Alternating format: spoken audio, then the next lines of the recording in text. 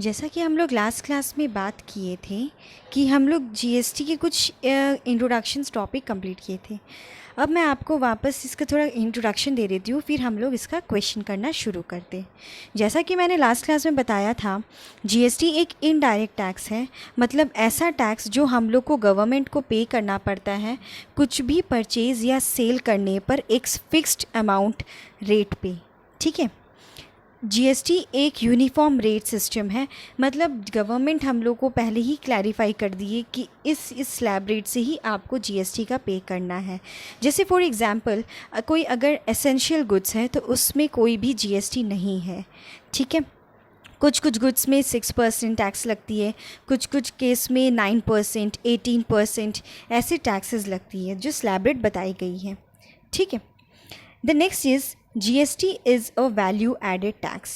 Value added tax मतलब जो भी वैल्यू होगा उस सामान का उस पे टैक्स लगता है। सपोज़ हम लोग कुछ सामान परचेज़ किए जिसका प्राइस है 1,00,000 रुपया। ठीक है, हम लोग उसमें टैक्स दे रहे हैं 9% के हिसाब से, जैसे 18%। तो हम लोग CGST कितना दिए? 9%। SGST कितना दिए? 9%। अब जब आप बोल रहे कि 18% टैक्स दे रहे तो आप CGST 9 और SGST 9 क्यों नहीं 18 दोनों? अगर 18 दे देंगे हम लोग तो फिर IGST में हम लोग 18 ही देंगे, तो कैसे CGST प्लस SGST हमारा IGST होगा? ये तो हो नहीं पाएगा। इसलिए गवर्नमेंट ने क्या किया, गवर्नमेंट बोलती है जब हम लोग विद इन ए स्टेट अगर कोई ट्रांजैक्शंस करेंगे तो हम लोग CGST सेंट्रल को और स्टेट को आधा आधा डिवाइड कर देंगे और वो पैसा को आधा आधा ले लेंगे। एंड IGST में क्या होता है, एक ये इंटीग्रेटेड टैक्स है जिसमें हम लोग इंटरस्टेट हम लोग ट्रांसफ़र करते हैं। ठीक है, types of taxes, there are 3 types of taxes, that is CGST, SGST and IGST. CGST stand for central level tax, जो हमारी पूरी की पूरी टैक्स CGST में जाती है वो सेंट्रल को जाती है। SGST and UTGST, S stand for the state and UT stand for the union territory. जो भी हम लोग विद इन स्टेट टैक्स पे करते हैं उसका आधा पोर्शन CGST या तो सेंट्रल को जाता है एंड आधा स्टेट को जाता है। क्लियर है? The next is IGST, that is integrated tax, जिसमें बोथ सेंट्रल और स्टेट दोनों का उस पैसा पे अधिकार होता है। फिर उसके बाद वो लोग खुद अपने आप में कुछ प्रपोर्शन जो वो लोग खुद फिक्स किए होते हैं उसमें वो लोग ले लेते हैं। समझ में आया? नटशेल हम लोग ये माना गया है CGST प्लस SGST और UTGST इस IGST होता है।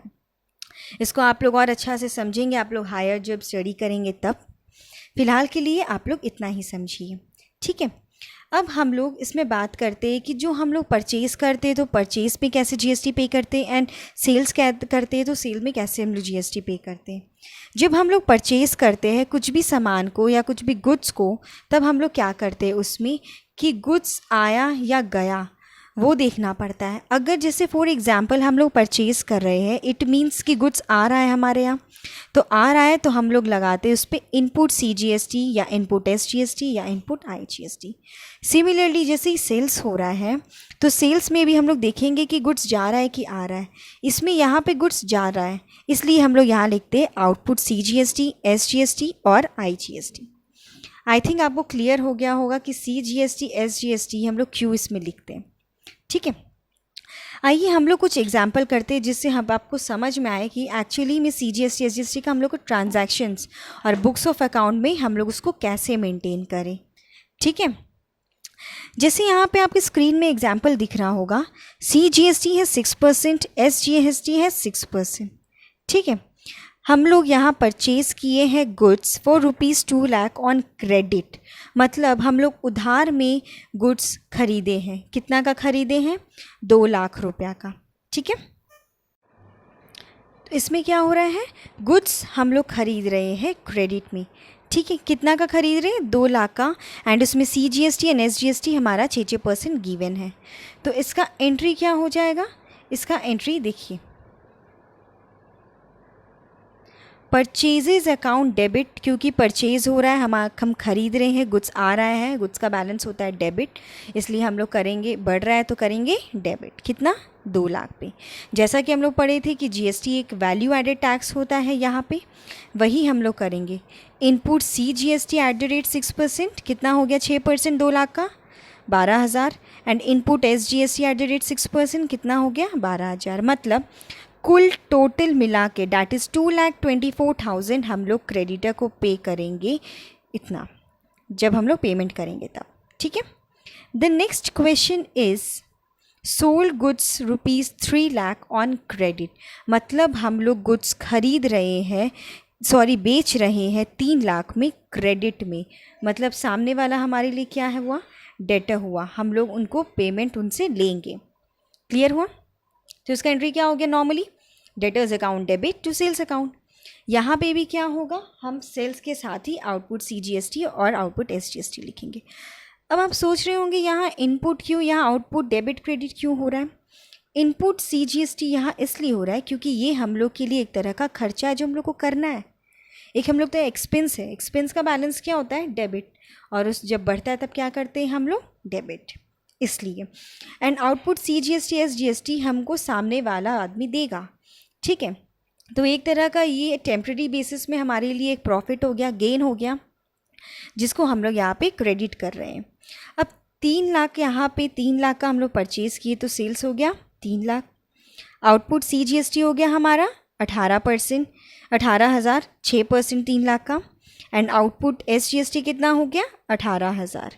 अब हम लोग इनपुट ले लिए, कुछ आउटपुट दे दिए, इनपुट आ रहा है, इनपुट जा रहा है, आउटपुट आ रहा है, बट हम लोग को टैक्स एक्चुअली में कितना पे करना है वो तो निकालना ज़रूरी होता है।